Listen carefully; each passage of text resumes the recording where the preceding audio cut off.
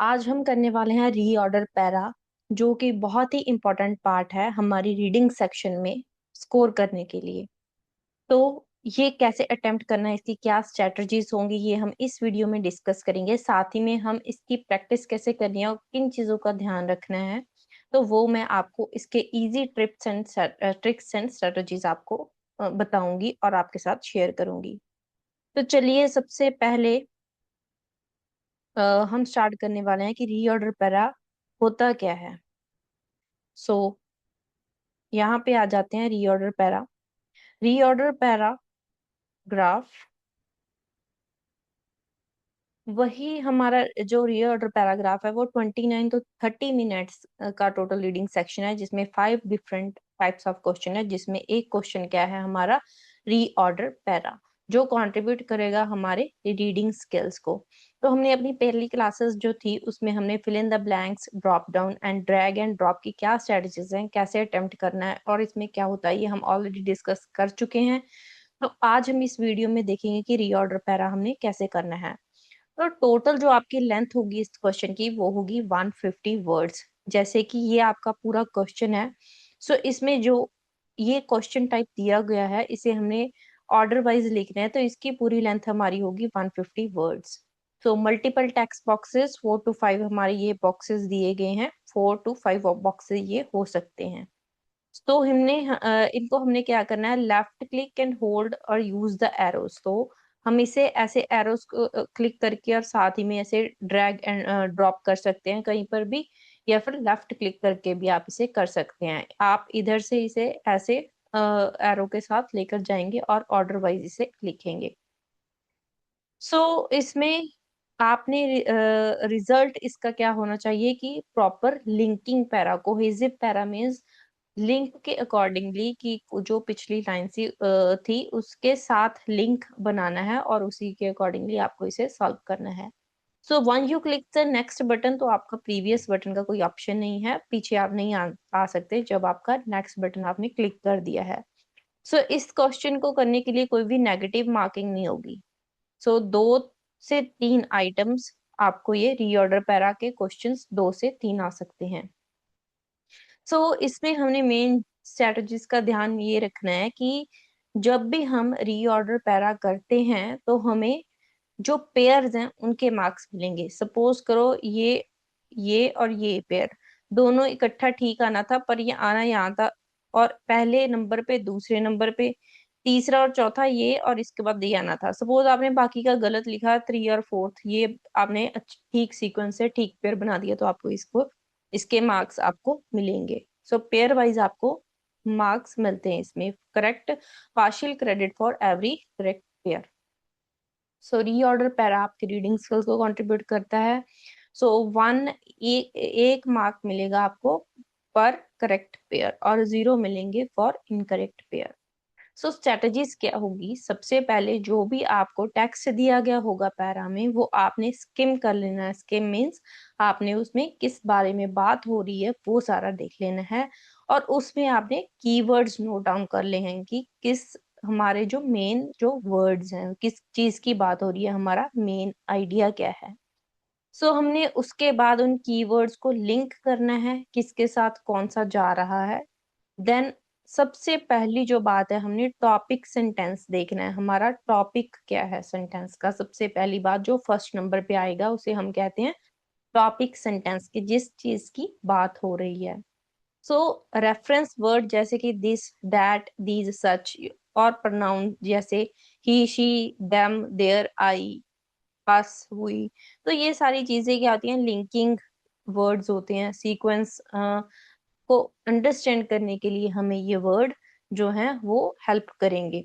तो जो linking words हैं, additionally, besides, apart from, however, although, तो ये सारे लिंकिंग वर्ड्स होते हैं, तो ये हमें हेल्प करेंगे हमारा पैरा रीऑर्डर करने में। तो सबसे पहले पैराग्राफ के पार्ट्स क्या होते हैं, सबसे पहले आपका टॉपिक सेंटेंस आ गया, फिर उसके बाद सपोर्टिंग डिटेल्स मींस जो सेंटेंस उसके बाद आना है, फिर उसके बाद आना है, एंड देन में हमारा कंक्लूडिंग स्टेटमेंट, जो लास्ट में हमारा कंक्लूजन क्या निकला वो आ जाएगा। सो सबसे पहले हमारा टारगेट होगा कि हम टॉपिक सेंटेंस फाइंड आउट करें कि वो क्या है और कौन सा है, तो उसे फाइंड करने की क्या स्ट्रेटजीज हैं। Topic sentence always stand alone, मतलब कि वो, ये आपको सारी बातें जब हम आगे अटेम्प्ट करेंगे वीडियो में तो आपको अच्छे से समझ आ जाएंगी कि टॉपिक सेंटेंस अकेला होता है, उसके साथ कोई भी मतलब स्ट्रिंग्स किसी और वर्ड के साथ वो नहीं हो रहा होगा। उसमें प्रोनाउंस और रेफरेंस वर्ड यूज नहीं किए होंगे। जो लिंकिंग वर्ड या प्रोनाउंस या रेफरेंस है उसमें प्रोनाउन और रेफरेंस हमने बात की थी, तो ये this that these such he she them there, तो ये सारे हमारे रेफरेंस वर्ड्स हैं, प्रोनाउंस हैं, तो ये उसमें नहीं होंगे। ठीक है, तो उससे आपको बिल्कुल क्लियर ही पता चल जाएगा कि ये अकेला सेंटेंस है और किसी टॉपिक के बारे में बता रहा है, उसमें कोई भी प्रोनाउंस या रेफरेंस नहीं दिए गए होंगे। तो does not contain any information और एक्शन जो प्रीवियसली स्टेट, मतलब कि जैसे कहा गया होगा कि पीछे दे हिसाब से हमें ये करना चाहिए, या उसने ऐसा बोला, उसने जो वर्ड है वो पीछे प्रीवियस वर्जन को स्टेट कर रहा है, तो ऐसे वर्ड वहां पे नहीं होंगे कि किसी भी प्रीवियस सिचुएशन को जिसमें बताया गया हो। Does not begin with the linker, और ये वही बात होगी कि रेफरेंस वर्ड, प्रोनाउंस या लिंकर, जैसे कि मैंने अभी आपको बताया था कि हाउ एवर, ऑल्दो, तो ऐसे जो वर्ड्स हैं एडिशनली, तो ये सारे लिंकिंग वर्ड्स होते हैं। दिस, ही, ठीक है, जो बात करें उसे, ये, तो ये क्या है, ये तो वो टॉपिक सेंटेंस नहीं होगा। must not have any passive verb sentence, it was not seen, it was observed, तो जैसे ये आप बात करें it was observed that, तो it was observed, it मतलब कि कोई बात ऑब्जर्व की गई है, तो इसमें जो it वर्ड हो गया वो हमारा जो पैसिव वर्ब सेंटेंस हो गए या फिर ये प्रोनाउन वगैरह जो हो गए, तो ये रेफरेंस वर्ड यूज नहीं होंगे इसमें। जैसे कि ये एक पैरा है, इसमें दिया गया जैसे कि टॉपिक सेंटेंस हमने फाइंड आउट करना है। So the warm weather allows me to play outside. So यही सेंटेंस में अगर आप देखो तो इसमें मी जो वर्ड है, आई, मी, वी, यू, तो मी क्या हो गया, हमारा प्रोनाउन वर्ड यूज हो गया, तो इसमें ये भी हमारा टॉपिक सेंटेंस नहीं होगा। और there are many activities I do, तो इसमें आई हमारा जो हो गया प्रोनाउन, तो ये भी हमारा टॉपिक सेंटेंस नहीं है। तो बात किस बारे में हो रही है, summers are not a good time to play outside, तो बात हो रही है समर्स की। ठीक है, कि समर्स एक अच्छा टाइम नहीं है, तो उसके अकॉर्डिंगली ये सारा जो हमारा थर्ड है वो टॉपिक सेंटेंस हो गया। नेक्स्ट आ जाइए, हमारा इसमें टॉपिक सेंटेंस हम देखेंगे कि कौन सा है। Trees are the reason we breathe, trees give us many things, the importance of trees. अगर आप इस पैरा में गो थ्रू कर रहे हो तो आपको पता चल जाएगा कि वी जो वर्ड है और इसमें अस जो वर्ड है वो प्रोनाउन है, तो प्रोनाउन वाला हमारा टॉपिक सेंटेंस नहीं हो सकता। सो इसमें टॉपिक सेंटेंस कौन सा है, द इम्पोर्टेंस ऑफ ट्रीज, बात किसकी हो रही है, ट्रीज की इम्पोर्टेंस की। ठीक है, तो ऐसे हमने फाइंड आउट करना है हमारा टॉपिक सेंटेंस, क्योंकि अगर आपका टॉपिक सेंटेंस ही नहीं ठीक होगा तो बाकी का भी थोड़ा डिफिकल्ट हो जाएगा पेयर अप करना।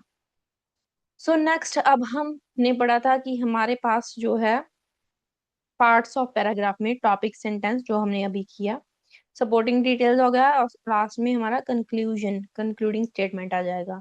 तो अब हम करेंगे कि हम टॉपिक एंड कंक्लूडिंग स्टेटमेंट कैसे फाइंड आउट करेंगे। यू सी, पहले ही हमारा आ गया यू सी, तो यू क्या हो गया, हमारा प्रोनाउन हो गया, तो ये हमारा टॉपिक सेंटेंस नहीं है। I love man my mother, I and my are pronouns, so ये भी टॉपिक सेंटेंस नहीं हो सकता।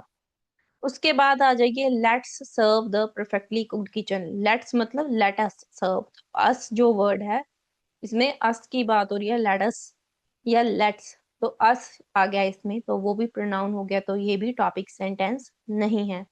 तो हम बच गए हैं preparing a roasted chicken is very simple, तो बात किसकी हो रही है, रोस्टिंग चिकन की प्रिपेयरिंग के बारे में। ठीक है, अब आ जाइए, हमने कंक्लूडिंग स्टेटमेंट निकालनी है। So let's serve the perfectly cooked kitchen chicken, I love when my mother prepare chicken, तो ये तो नहीं हो सकता, आई लव माई कंक्लूजन नहीं है। Let's serve the perfectly cooked chicken. और नेक्स्ट हमारे पास आ गया, you see serving a perfectly roasted chicken. So इसमें क्या है, बात हो रही है सर्विंग की। अब सर्व जब हो चुका है, उसके बाद की बात हो रही है। तो जो बाद की बात होगी, लास्ट में बात होगी, वो हमारे क्या बन जाएगा, concluding statement. You see serving a perfectly roasted chicken for you and your family to enjoy is a matter of few easy steps. तो दोनों में देखा कि सर्विंग जो है, जब हम सर्व करते हैं परफेक्टली रोस्ट चिकन, तो क्या होगा, उसकी बात हो रही है। तो सर्व के बाद क्या आ गया, letters you see serving a perfectly, उसके बाद क्या होगा, ये हमारा क्या बन गया, कंक्लूडिंग स्टेटमेंट। और इसमें लास्ट में बताया गया है कि is a matter of few easy steps. तो इसमें कंक्लूजन बता दिया गया है कि ये एक फ्यू इजी स्टेप्स का मैटर था, थोड़ा सा ही मैटर था मीन्स। तो आप समझ चुके होंगे कि रीऑर्डर पैरा हमने कैसे हमें सॉल्व करना है। तो अब हम इसका प्रॉपर पूरा पैरा देखेंगे कि प्रैक्टिस कैसे करनी है इसकी।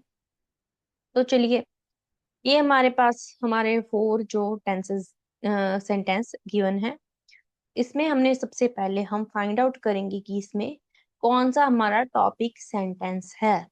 सो most of the others are in central and most of the others, others जो वर्ड आ गया कि इन सब में से, मोस्ट ऑफ द अदर्स, ठीक है, इन सब में से जो most of the others word होगा वो लिंकिंग वर्ड है, तो ये हमारा टॉपिक सेंटेंस नहीं है। ऑफ द 800, मतलब ऑफ द 800 एंड काउंटिंग हमारी इंडियन लैंग्वेजेस, तो ऑफ द 800 मीन्स 800 में से, ठीक है। तो कौन सी 800 में से पता ही नहीं है, तो ये भी हमारा टॉपिक सेंटेंस नहीं है। Of the 800 means of the 800 हमारा लिंकिंग वर्ड आ गया, रेफरेंस दी गई है इसमें, सॉरी। और लेट्स आ जाएगी हमारा even the relatively healthy languages. Even the means, even the जो वर्ड है वो हमारा क्या आ गया, लिंकिंग वर्ड आ गया इसमें, ठीक है। तो ये भी हमारा टॉपिक सेंटेंस फोर्थ वाला भी नहीं हो सकता, ठीक है। तो कौन सा बच गया, language revival and language reactivation are steps to make an attempt to preserve vulnerable languages. तो इसमें लैंग्वेजेस की बात हो रही है। तो सबसे पहले हम कीवर्ड्स नोट कर लेंगे सारा पैरा पढ़ के कि कौन कौन से कीवर्ड हैं। जैसे इसमें central south America, in north America, so लिनेवाजो uses on a rise, then of the 800 Amerindian languages, ठीक है, 500 are endangered or worse, language revival and language reactivation are steps to make an attempt to preserve vulnerable languages.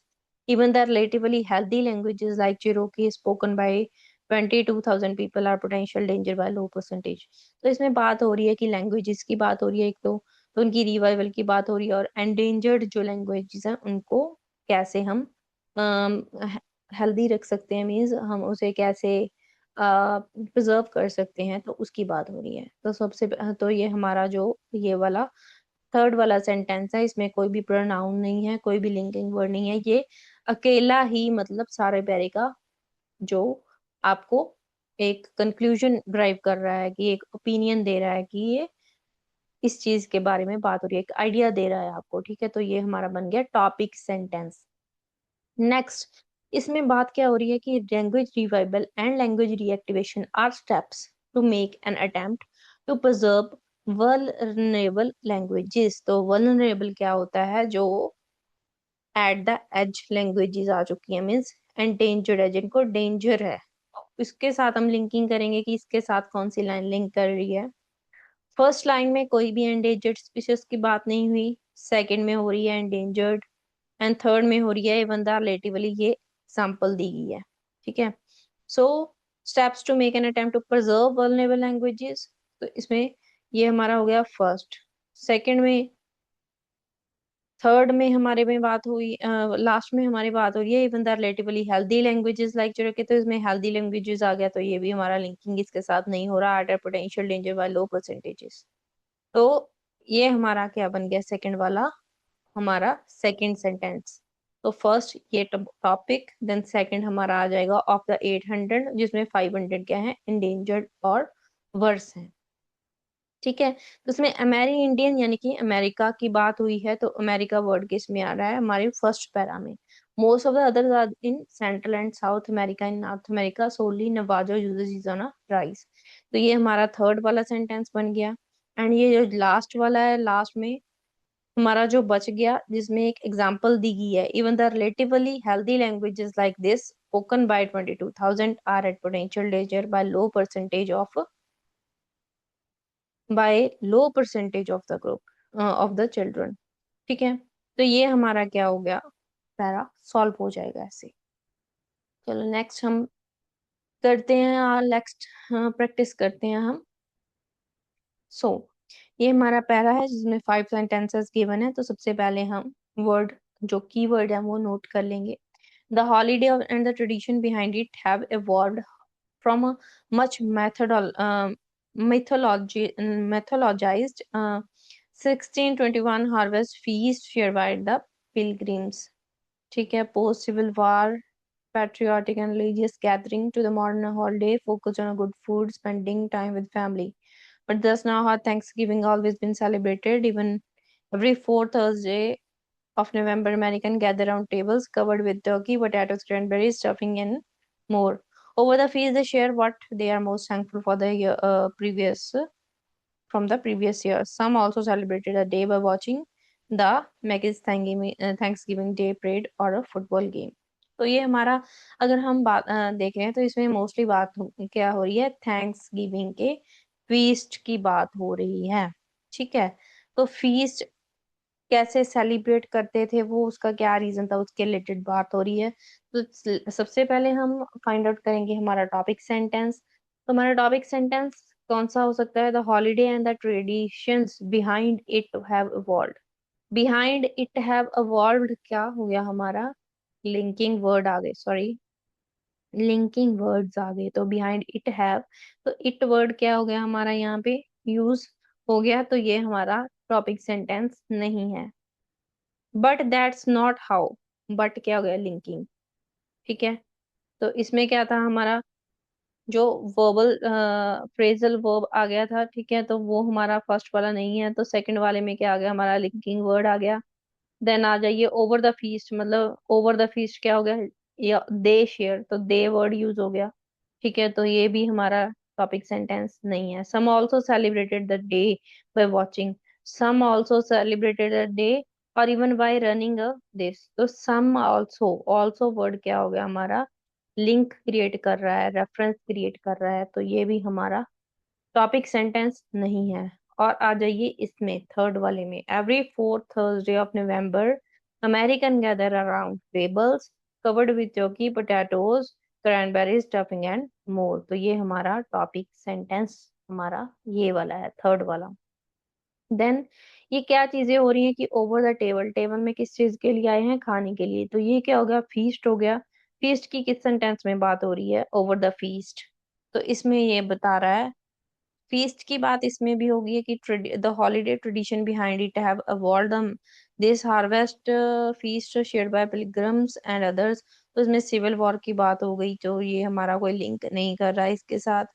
तो next हमारा इस जो over the feast हमारा tables के बाद हमारा इस चीज के साथ लिंक कर रहा है कि वो टेबल में क्या चीज डिस्कस करते थे, over the feast they share most thankful, कि उनको किसके लिए वो ज्यादा थैंकफुल हैं। ठीक है। उसके बाद हमारा मोस्ट थैंकफुल जो चीज है पिछले साल की उसके लिए कर रहे हैं, तो उसके रिलेटेड क्या बात है, पिछले साल को वो ऐसे सेलिब्रेट करते हैं, जिसमें क्या बात बता दी उसने, मोस्ट थैंकफुल। तो कभी उसमें अभी ये आ गया, some also celebrated the day by watching, कई लोग इस तरह भी सेलिब्रेट करते हैं, तो इसके साथ क्या लिंक कर गया, some also celebrated the day, ठीक है, वॉचिंग द मैकिस परेड को देख के और फुटबॉल गेम खेल के। ठीक है। अभी नेक्स्ट आ गया, but that's not how thanks giving is celebrated. But कई इस तरीके से भी मनाते हैं। तो थैंक्स गिविंग कैसे, तो थैंक्स गिविंग की बात होगी, देखिए तो थैंक्स गिविंग हमारे सेकंड सेंटेंस कवर कर रहा है, इसके साथ लिंक बन रहा है। But now that's how not how Thanksgiving has always been celebrated. इस तरीके से सेलिब्रेट नहीं की जाती थी, तो किस तरीके से की जाती थी, हमारा लास्ट वाला आ गया। और इसमें कंक्लूजन आ गया कि हॉलीडे ट्रेडिशन के बिहाइंड में, मतलब इनके पीछे क्या चीज थी कि एक माइथोलॉजाइज्ड एक हार्वेस्ट फीस्ट किया जाता था, शेयर्ड बाय पिलग्रिम्स, ठीक है, to a post civil war, और सिविल वॉर के बाद में एक रिलीजियस गैदरिंग होती थी, ठीक है, to the modern holiday focus on good food and spending time with family. तो ये हमारा कंक्लूजन निकल के आ गया, तो ये हमारा क्या हो गया, कंक्लूडिंग सेंटेंस। तो अगर आपने प्रैक्टिस करनी है तो आप एपीई यूनि में जाके प्रैक्टिस कर सकते हो। यहाँ पे रीऑर्डर पैरा, रीऑर्डर पैरा में हम जैसे यहाँ पे गए जाके, जैसे कि ये हमें दिया गया है, तो इसमें आप कर सकते हैं, प्रैक्टिस कर सकते हैं आप इसमें। सो जैसे कि ये एक पैरा है, तो इसे करना कैसे है कि withdrawing money means to remove money from a bank account, ठीक है, ID is required to open a bank account if you want to withdraw money, if you आ गया तो ये नहीं हो सकता, to face growth of trade it आ गया वर्ड, तो ये भी टॉपिक सेंटेंस नहीं है, यू कैन आ गया तो ये भी टॉपिक सेंटेंस नहीं है, तो इन दोनों में से कौन सा है, विड्रॉइंग मनी और आईडी रिक्वायर्ड। तो हमें सीधा पता चल रहा है कि पहले आईडी रिक्वायर्ड चाहिए हमें, क्या करने के लिए, बैंक अकाउंट ओपन करवाने के लिए, ठीक है। अभी आपका बैंक अकाउंट ओपन हो गया, तो नेक्स्ट आप क्या करेंगे, withdrawing money, money means to remove money from bank account, and if you want to withdraw money you can go to the ATM to face growth and trade, it is deemed necessary, you can deposit money into the bank account, तो bank account में आप इस तरीके से deposit कर देंगे money को। तो उसके बाद आपने if you want to withdraw money then आपको एटीएम जाना पड़ेगा। विदड्रॉइंग मनी का क्या मतलब होता है, to remove from money to face growth, it is deemed necessary to, ये हमारा लास्ट में कंक्लूडिंग बच गया। तो ये हमारा था आज का जो सेक्शन, ये आपको आंसर में क्लिक करेंगे तो ये हमारा आंसर आ गया। तो फ्रेंड्स हमारा ये आज का लेसन यहीं पे कंप्लीट होता है, और हमारे चैनल को सब्सक्राइब कर लीजिए ताकि हम आगे जाके और भी वीडियोस आपके साथ शेयर कर सकें। Thank you so much.